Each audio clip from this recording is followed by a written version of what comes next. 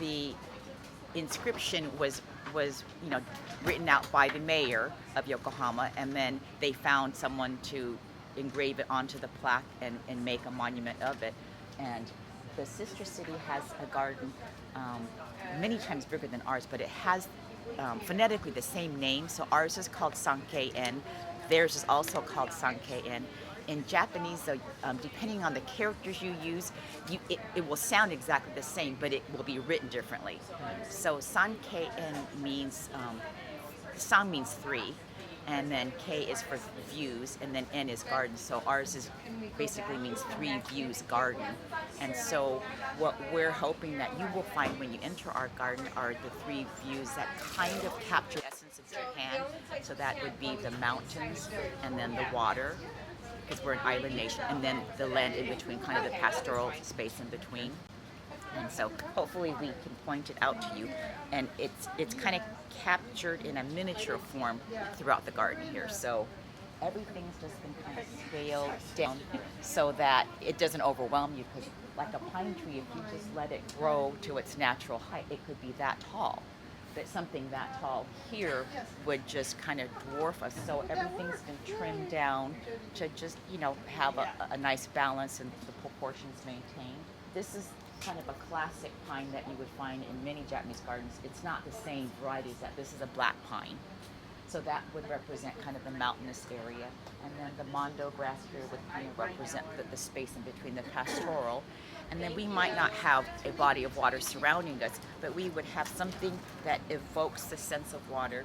So we have a feature here called the shishiodoshi. And back in the day, farmers would fashion something like this to scare the deer away. So it's kind of like our version of a scarecrow. It fills up periodically with water, and then the weight of it just forces it to clunk. And then you've got a stone placed conveniently at the bottom, so it makes that clanging sound.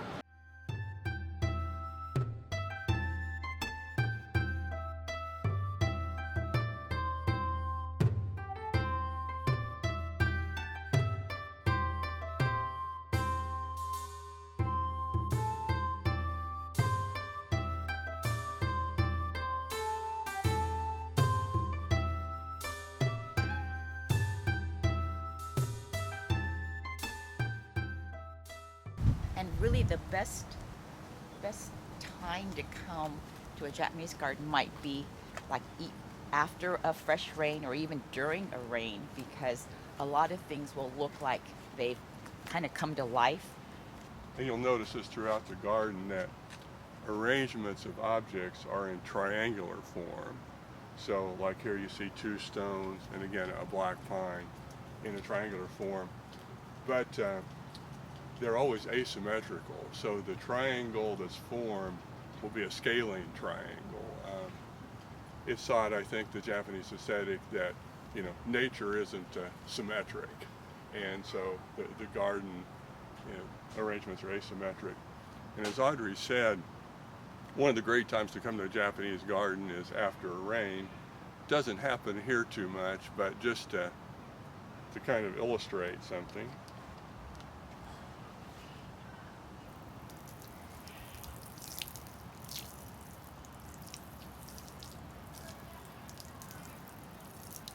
Should mention, stones are the backbone of the garden, and a Japanese garden doesn't have to have plants. The stones are the most important thing. They're what's selected first, they're placed first, and they're carefully selected, carefully set. What you see here is maybe a third of the stone above ground. And there's also a belief, if you will, that spirits inhabit almost everything, including inanimate objects. So, you see this stone and there's images in it, and people see those images differently. But it's a very, that stone's very interesting, and again, it's best appreciated when it's a little bit damp. So that's interesting. The stones in a Japanese garden are placed first. Yes. And you have no need for plants to have a Japanese garden. As one of our fellow docents used to say, plants are optional. Plan to spend the better part of the day there because you can have a tea ceremony. You can ask for an English-speaking guide. There are quite a few that can lead you around, and there's kind of ancient buildings that have been relocated into the garden. So, That's nice. it's a full day experience.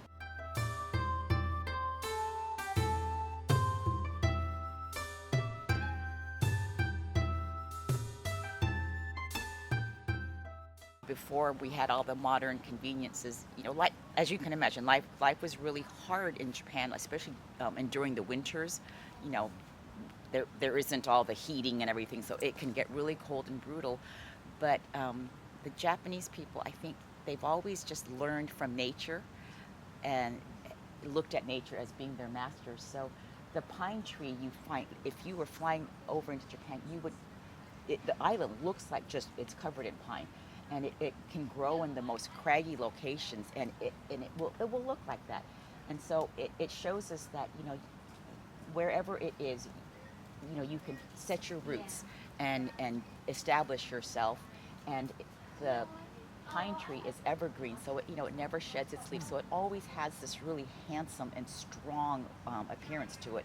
So it kind of teaches us, to be firm and be planted well.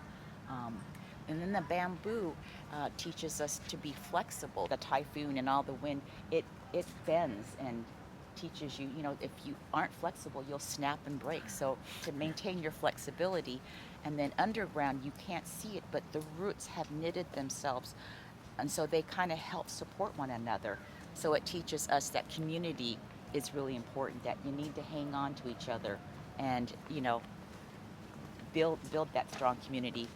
Even though it's not something you can see. Plum tree is kind of the harbinger of good news, because after you've endured the really harsh winter, one of the first trees that will blossom is the plum. So when you see this blooming, you know that spring is just around the corner. So, once again, you've made it. Once you know this, then you'll start to notice that, like I said, in a lot of the motifs, this is going to be the needles of the pine. These are the leaves from the bamboo, and then this is the plum flower. And once you recognize this as being kind of a motif, you'll see it in kimono and silks. You'll see it in porcelain, just in a lot of things, and you'll even see it on a sake bottle that you can probably find at Trader Joe's called shochikubai, and those are just the shortened kind of the prefixes for the three characters. What you see here is a kind of architecturally modeled after a Japanese style called sukiya, and this is kind of the style of a Japanese, maybe like a farmhouse, because it's very simple lines, nothing ornate. So we're going to enter a tea house. So this kind of tells you, okay, we're stopping with the stroll, we're coming into a different space. And in Japan, the tea ceremony, or the taking of tea, is really quite different than Westerners going to Starbucks and having a cup of coffee. It's nearly a religious experience. Definitely, it's like something. If you are invited to a tea ceremony, you're really grateful for this opportunity, because it's a time that you can be meditative and often, the master, to pick you as a guest. So when you enter a space like that, you're going to find this element. It's called a tsukubai, which is different from that shishiodoshi. This is a basin that offers you clear water so that you can cleanse yourself. So what we're missing here is typically there's a ladle, and then so you would take that ladle with your right hand, scoop the water, and it's always going to be clean, pure water. You take that, and then you would wash your hands first, and then you would take it, your hands are now clean, so then you would pour a little bit of that water into your clean hand, and then you would take it and then take a little sip. So symbolically, you've cleansed your outer self, your flesh, you've cleansed your inside, and then at the end you would take a scoop of water, let it drip down the handle, and then replace it, so that also that's been cleansed for the next person, and then you're ready to enter, whether it's a place of worship or a tea house.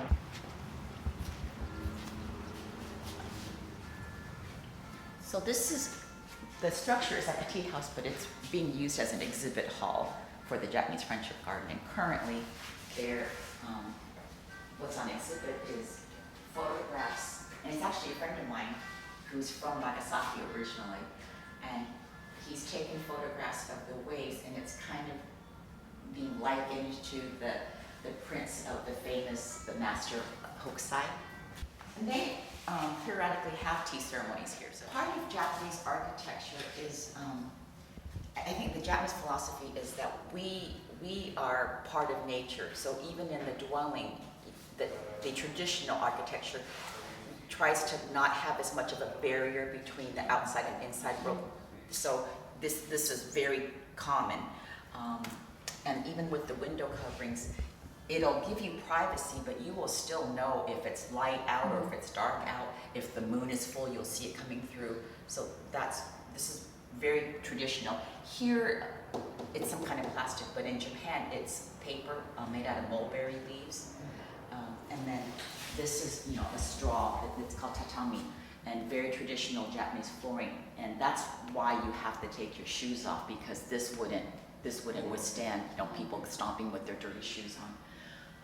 When you put two of these halves together, that becomes a standard measure in Japanese homes. So. Stones are the foundation of the garden.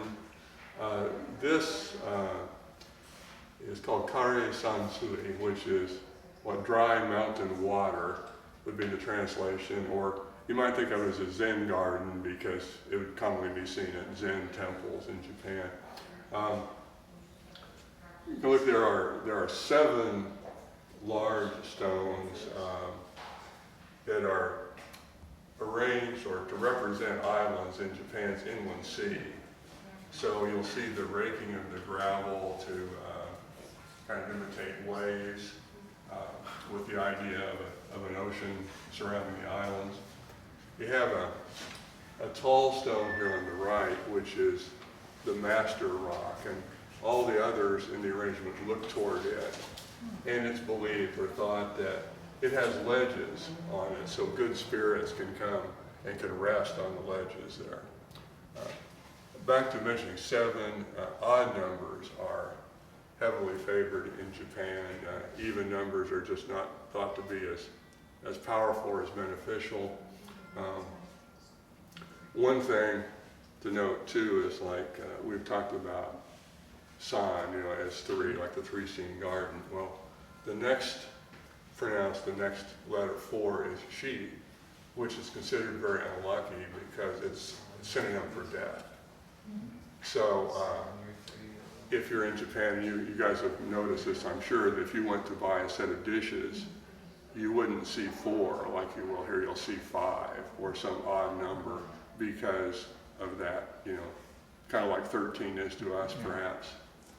And one last thing to mention that's a design principle is you can see from here, you can look out over the park, and that's a design idea called borrowed scenery, which is that you can make your spaces look bigger by looking out into something that really, isn't part of the garden, but expands your view. I believe these are the only stones that have been imported from Japan.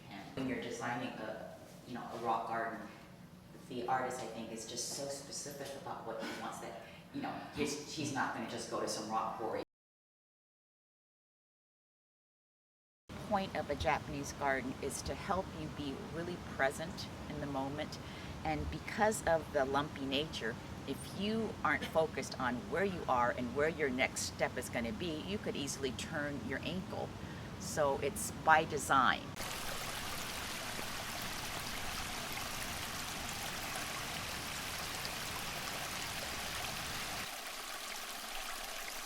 Really don't want a lot of free breeding going on, because these are, expensive fish, and they're prized for their specific designs. And so, like for example, that one that you noticed with the red, there was a different one here probably a year ago, and what happened was that design started fading. So you'll see her down below, but it's like it started just chipping away up that perfect round circle, and then different colors started showing up. So then her value was diminished greatly. So she got booted down below. So you can literally, like order just like you can a dog. So they're specific. Like that one's called a tancho. You can order one like that.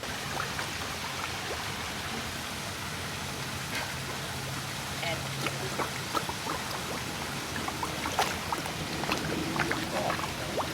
so if you were to let these guys just breed indiscriminately, within like 5 generations, they would turn back to their natural color, which is kind of a muddy brown.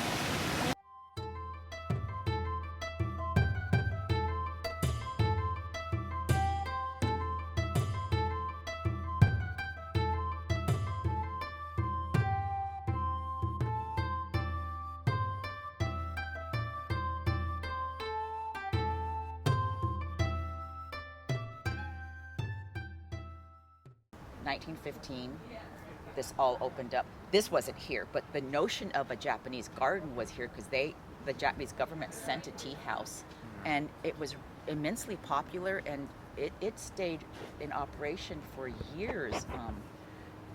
Like literally for years until the war.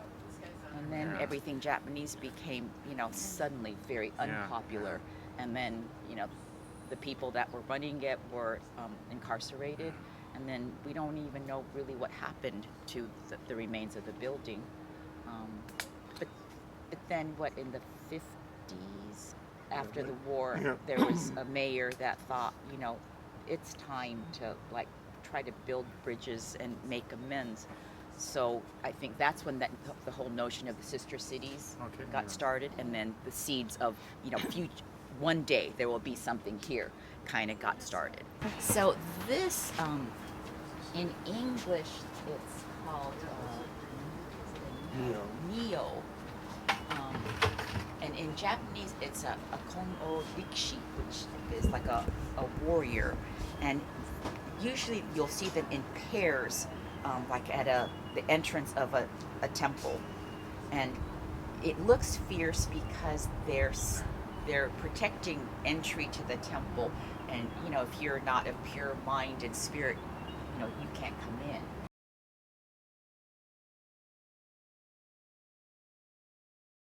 The word bonsai, it's a compound word. Bon means tray, and then sai means plant. So all the plants are in a tray, and when you consider a bonsai, it's the tray and the plant, the oneness of both. So they have to stay in kind of a perfect balance. Like the tray can't draw more attention than the plant. The plant shouldn't draw more attention, vice versa. And these are all plants that, if you let it grow naturally, would be like a tree. But because they periodically flip it out, they trim the roots to maintain it. And I think when you're somewhat root bound, it just can't get very big. They're trimmed in that similar kind of that scalene triangle that we were talking about earlier. And these are like training wires to get it to grow just the way you want it to be. And if someone gave you one of these, you would be tempted to maybe put it inside, because of the size being convenient. But you can't, because these are outdoor trees. You can't grow a pine indoors. So you might sometimes see it temporarily displayed indoors in an exhibition, but you can't permanently keep it inside. Funds were raised by, I believe it was the Boy Scouts of Yokohama, and then they purchased this, and that's why it's called the Light of Friendship. And then I think everyone that worked to make this possible put their names, and it's sealed in here.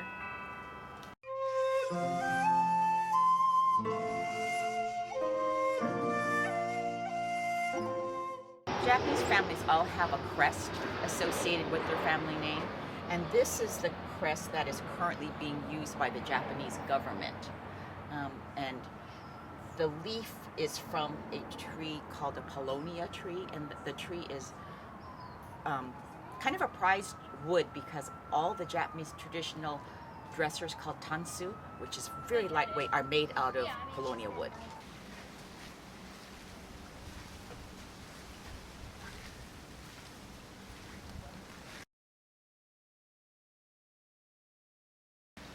you find this probably in other Asian cultures too, the fable, where there were a group of carp that were swimming upstream, and as they're swimming upstream, they become stronger and stronger, but it's a challenge to swim upstream, so eventually most of the carp just kind of drifted back to their original space, but there was a few that kept going, and then they come to a waterfall, and imagine trying to clear a waterfall, so all of them just kind of gave up and drifted, but there was one that just kept jumping and jumping, and it kept getting stronger with every attempt.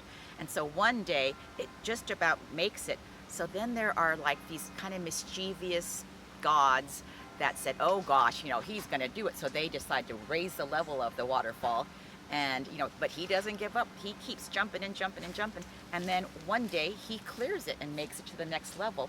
So then ultimately the god above says, we reward that kind of behavior. And so his reward was he got turned into a golden dragon. So in Japan, at least, the symbol of the carp is that of one that endures and can do something like swim upstream and become strong. And so on Cinco de Mayo, the 5th of May, we celebrate. It used to be Boys' Day, but now it's called Children's Day. And so you might see, if you were in Japan around that time, the flagpoles with they look like windsocks, but they're carp, and it would maybe represent the structure of your family. So you might have a big black one for mom, and then for dad, and then a red one for mom, and then all the younger children beneath it. And kind of like a Christmas tree, the wealthy families will have just these enormous Christmas trees. Same in Japan. The wealthy families will have these huge windsock displays. And anywhere from late March into April, depending on the weather, is when they blossom and have our cherry blossom festival here in the garden. But you probably noticed that the tree looks a little bit odd. We like to refer to it jokingly as a Dr. Seuss tree.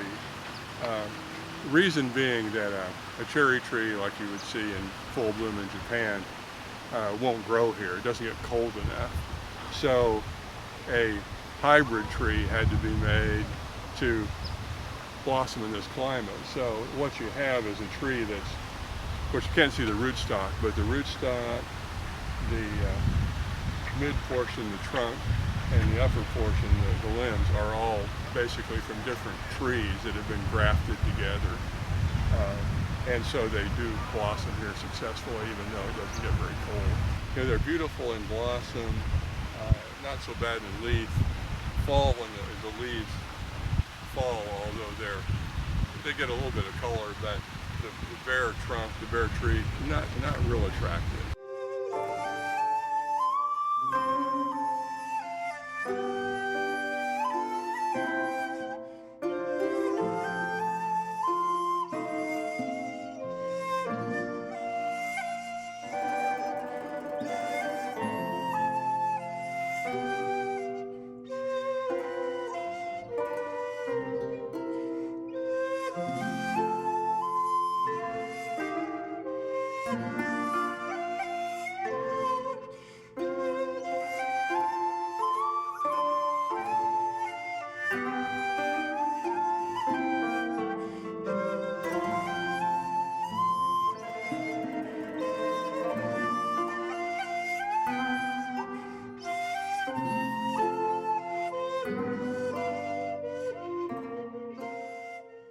the path is going to have a lot of curves in it, and that's a design feature called hide and reveal, so that instead of just revealing the entire garden all at once with the curves, you know, it kind of piques your interest because you're thinking, what's around the corner? And then you might hear some explanations that in Japanese culture, there's a lot of belief in spirits, just spirits everywhere. And sometimes the spirits are, described as being maybe not all that friendly. And so the evil spirits, it is said they travel in a straight line. So by putting these curves and bends, you can maybe outrun the spirits. It's an aesthetic appreciation with the understanding that nothing is permanent, that things, just naturally, there's a life cycle. And so instead of trying to make it look forever new, Japanese people just understand that there is beauty in the story that unfolds in something that is aging. So, like for example, you know, like this, instead of repainting it, it is just going to age, and with it, you know, you'll just see the beauty in it. And likewise, in the copper sheathing that's used as part of the roofing in that building there, you could polish it and make it all shiny, but that's not the nature of copper. It's just going to do what it does. And you see that and you just realize that's what's beautiful about it, is that its natural, you know, process is allowed to shine through. And you'll, once you know that, you'll just kind of be able to shift your expectations of what is beautiful in Japanese culture. It's very different from what Westerners think is beautiful. Like we don't look for everything to be symmetrical and perfect. We just look at what's been treasured, you know, because it's old. There's a process called kintsugi, which will take an old, maybe ceramic piece that has broken, and then it has been carefully put back together, and then the seams are filled in with gold. And as a result, the finished product is now stronger than the original and really beautiful, because you know that somebody has valued that vessel, not just throw it away because it had a crack in it or whatever, but to put it back together. And you just, you know, there's something that's telling in that final product. So I think, like I said, that concept of wabi-sabi, it's a different aesthetics that, you know, we have an appreciation for beauty that's a little bit different from Western appreciation. This is not a statue of Buddha. In the Buddhist religion, she's called a Kannon for the Japanese. In Chinese, she's referred to as Kuan Yin, and she serves Buddha. So you will see that the cutout in her crown, there's a Buddha there to let you know that she serves Buddha. So, you know, we're kind of taught that you can't really petition to Buddha, because he's just a person that was wise, that left a lot of maybe philosophical teachings that we could, you know, learn to live by.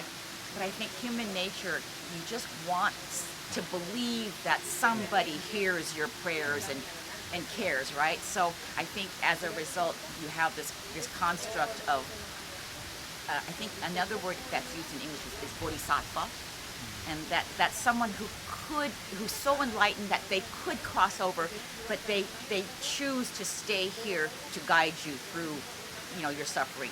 So that's what the Kannon statue represents.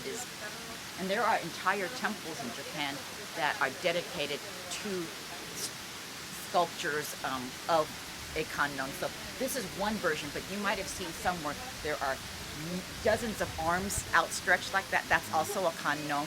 And I always tell everybody, because I grew up in Japan, so when my mom would take me, I used to think it was kind of creepy, because, you know, it's not natural to see a human figure with all these arms, and I was just like, oh. But then I think we were at temple one Sunday, and, you know, the minister was explaining that because this figure or deity has to answer so many prayers, of course she needs all the arms that she can, you know, outstretched to reach all the people that are simultaneously praying for help, right? You just need it. Lotus plant, it grows in kind of like a muddy water, but then its stem comes up and then it reaches up for the sun, and then, you know, you've seen these beautiful multicolored, it could be pink, and we have a really beautiful lotus pond. If you know that's what a lotus does, then it makes sense that she's sitting on a lotus, she's holding a lotus. Then you start to notice that, like in our lanterns too, you'll see the tops, and it'll be a lotus. When the atomic bomb fell, it looked like everything was devastated, but there were trees that actually survived. And so there's been a group of people that have, since that time, I think, harvested the seeds and then tended to like saplings. And I think it was just something to give them hope that life continues after that kind of destruction. So there's been this group that has sent out seedlings to all over the world, just as a reminder, you know, for world peace. They're very deliberate placement of rocks, and they call them rock tuners. So the masters, they send them from Japan, and that's their occupation. They know exactly where to put a boulder or a rock to get just the sound of the water hitting the rock there.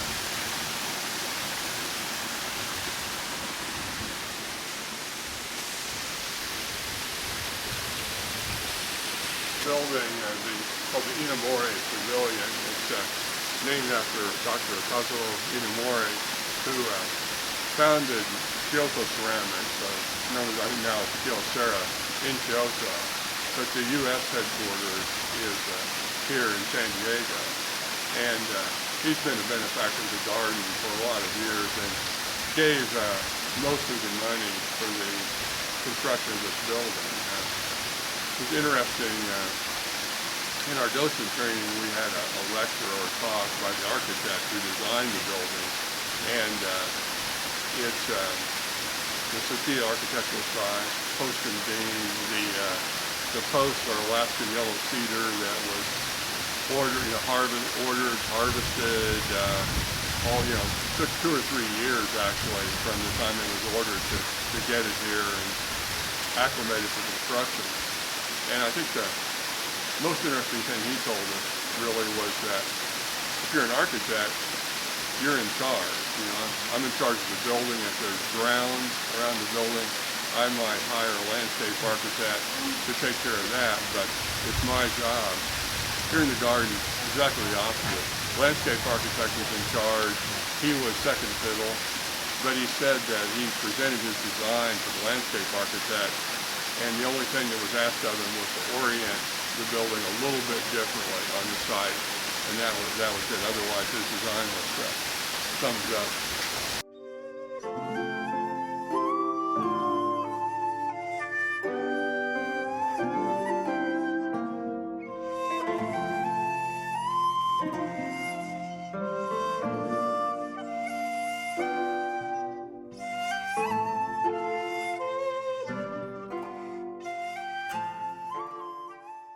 The large doors there, and these are of course glass, and as Audrey was saying earlier, it's designed so it lets light in but also gives some privacy. These doors each one weighs about 600 pounds, and another story the architect told this one in his design for the building. Traditionally the doors would swing like this, rather than being on hinges. But he said that some of the the younger architects on his staff mentioned to him that if something ever breaks and one of those doors falls and hits somebody, that somebody's going to own this architectural firm, and we probably wouldn't want that. So they decided to make the doors hinged. Those are basically like giant piano hinges, and I haven't tried it, but again, we were told that you could pull the door open with one finger.